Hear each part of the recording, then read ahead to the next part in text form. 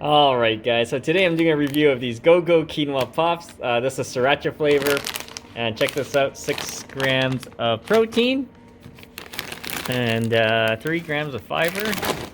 Here's the back here. If you guys want to read this, pause the video.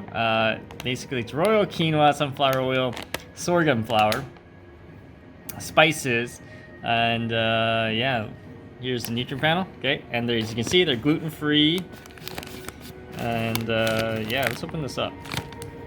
All right, check this out. This is what they look like. And there is a nice aroma out of this. And let's do a quick taste test. There it is. There's the puff.